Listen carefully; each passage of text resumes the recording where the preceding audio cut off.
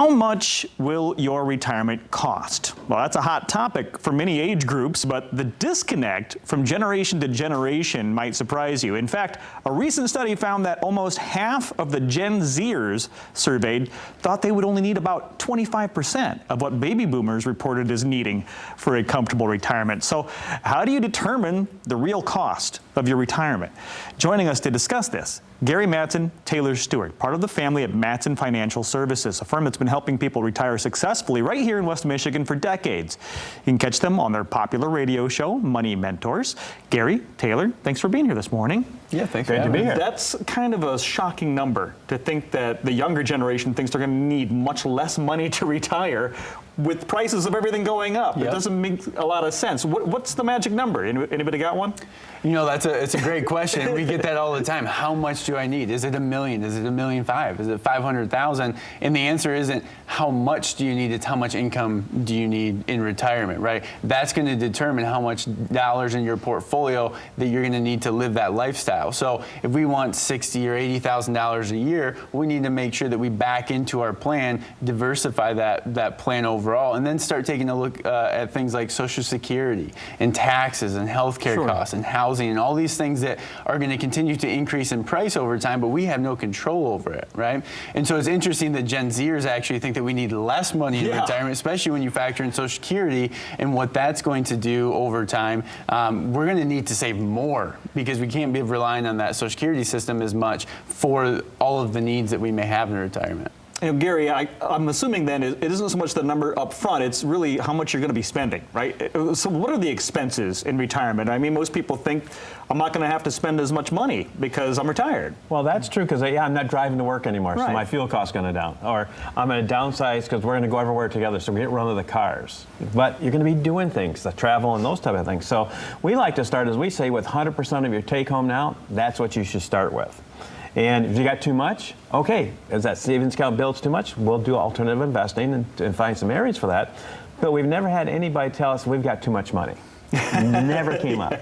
So retirement's really about not how much money you've got in the pot, it's how much, like Taylor said, how much income flow you get from that money. Okay. We've had people have millions of dollars and have less money income coming in than those with less money because, again, it's improper how it's set up. Okay, so after you have that information, okay, after you've actually figured out what we know we're going to need, what our income needs to be, what's the next step?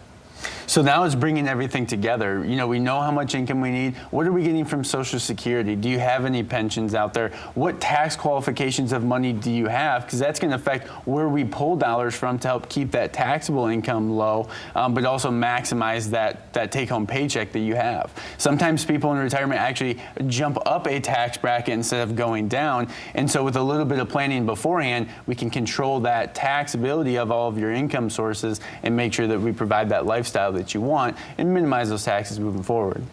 And then we put the teeter-totter together, as we call it. It's the critical income need, the money you need every month to pay your ordinary bills, like Taylor was talking about.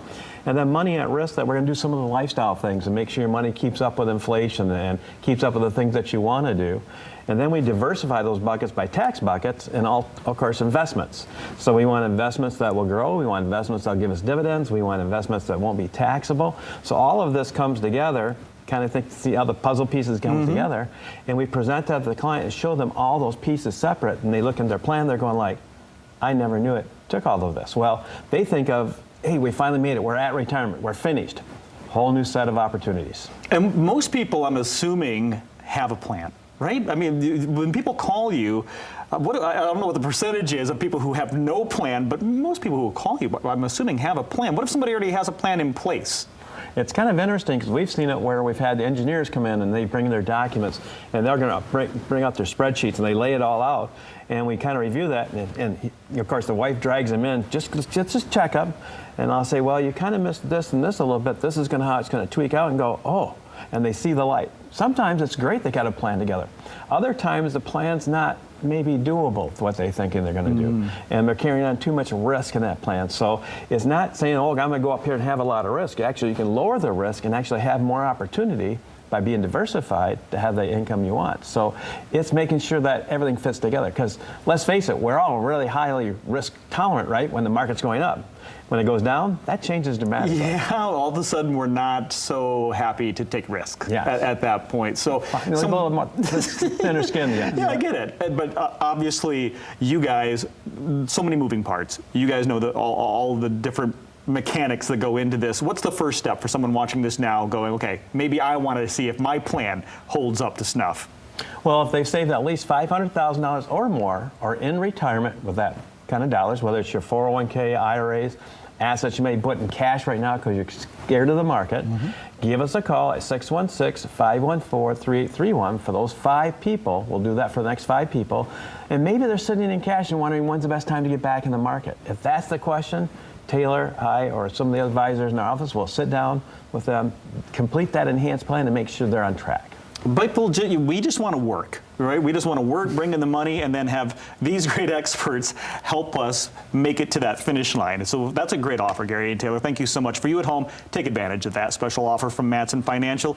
If you are retiring or already retired, Gary, Taylor, Laurel, the rest of the team, they're all going to sit down with you personally to customize a retirement plan just for you.